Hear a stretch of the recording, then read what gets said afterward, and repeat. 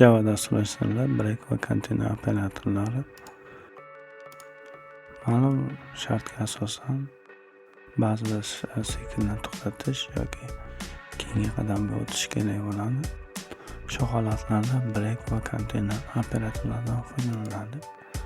Break operatori sikl ishlash jarayonida ma'lum shart bajarilganda odatda chiqib ketishda foydalanadi yoki tanlash operatorlarida odatda switch case operatorlarida foydalaniladi.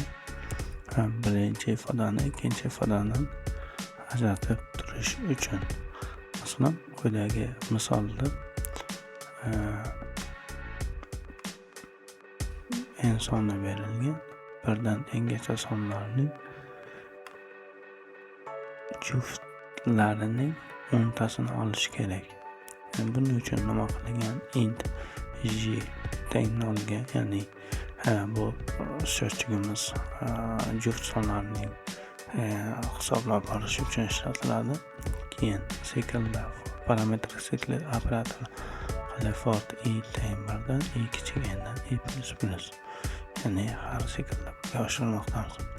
Agar i'miz 2 ga teng bo'lsa, 2 ga bo'linganda, agar i'miz 2 ga bo'linganda qoldig'i 0 ga teng bo'lsa, demak bunday son juft soni chiqarilmoqda va j 1 ga oshirilmoqda.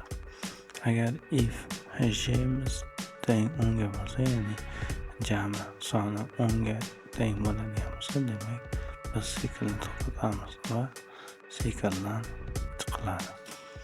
Shu holatlarda break operatoridan foydalansak bo'ladi. Bundan tashqari eski usullardan biri, ya'ni goto usuli. Goto usulida ma'lum bir hududga yorliq orqali sakrab o'tish mumkin. Masalan, bu yerda birdan ungacha sonlarni chiqarish kerak. Int i teng 1 ga boshlanish bizda yorliq hisoblanadi. If i'miz teng 10 ga bo'lganda, i'miz kichik yoki teng 10 bo'lganda ekranga ma'lumotni chiqaryapmiz, i qiymatini va i'ni birga oshiryapmiz hamda break bosh, ya'ni ma'lum bir yorliqqa sakrayapmiz. Bu yorliq yuqoridan bo'lishi mumkin, pastki qismdan bo'lishi sakrash amalga oshirilishi mumkin. Bu usul oldinlari goto usuli deyiladi. Hozirgi kunda Javada dasturlashtiruvlar goto odatda qo'llanmaganligi uchun break operatorida mana shu ko'rinishdan foydalaniladi. Lekin bu usuldan ko'p qo'llanilmaydi, chunki dasturda juda ham chalkashliklar olib kelganligi uchun. Keyingi operator bu konteynер operatori hisoblanadi. Konteynер operatori ma'lum shart bajarilganda siklni yana boshiga o'tishni ifodalaydi. Ya'ni aytaylik, for i teng 1, i'miz kichik n dan n soni berilgan, i'ni 1 ga oshiramiz. If agar i'miz 4 ga qoldiqli bo'lsa, demak konteynер yana sikl boshiga, ya'ni i oshiriladi, 1 ga oshiriladi hamda i kichik yoki teng n sharti tekshiriladi. Shu holatlarda konteyner qo'llaniladi. Demak, bu misoldan ko'rinib turibdiki, ushbu dastur agar son 4 ga qoldiqli bo'linsa, demak bu sonni ekranga chiqarmaymiz.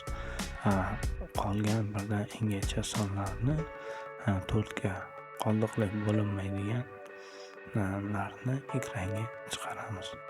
Qolganlari esa ekranga chiqarilmaydi. Keling, ushbu misollarni yozib ko'ramiz.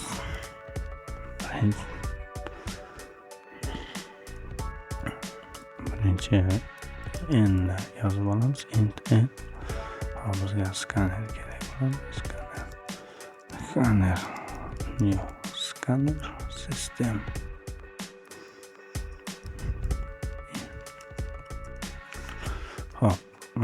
For int i teng 1 dan i kichik n dan i plus. Bu yerda tenglik esa Hop. Tekshiramiz. If kichik qoldiqli bo'lgan 4 teng bo'lsa 0 ga, demak 4 ga bo'linadigan 4 ga karali son bo'lsa, demak continuumni ishga tushiramiz.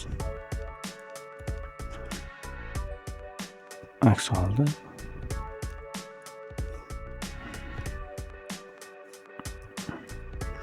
ekranga o'sha qiymatni chiqaramiz. Enter, scanner, next int. Ko'rishlar bo'ladi. Ishga tushiradigan bo'lsa,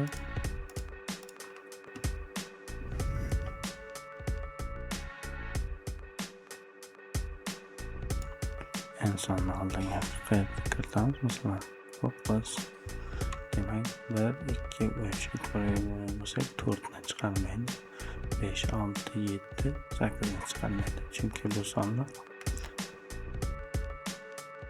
bizda 4 ga qoldiqli bo'linadi, qoldiqsiz bo'linadi.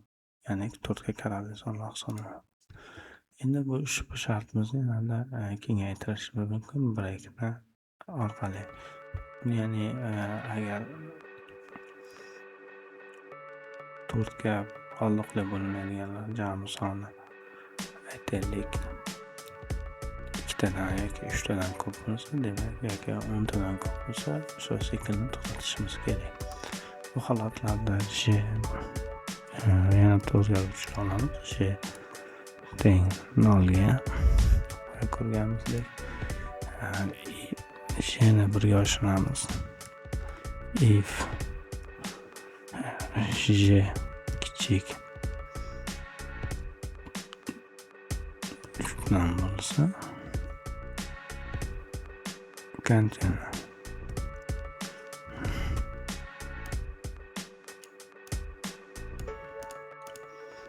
Aks holda, ya'ni 3 tadan ko'p bo'ladigan bo'lsa, demak breakni ishga tushiramiz. Qilib aytaylik, kattaroq son bo'lgan, masalan 19 oladigan bo'lsak, bizga faqat 11 gacha bo'lgan sonlar chiqadi. Chunki 12-si demak bizda 3 bo'ladi. Natijada 3 dan kichik bo'lmaydi. Continue ishlamaydi. Breakga tushadi. Break natijada siklni tugatadi.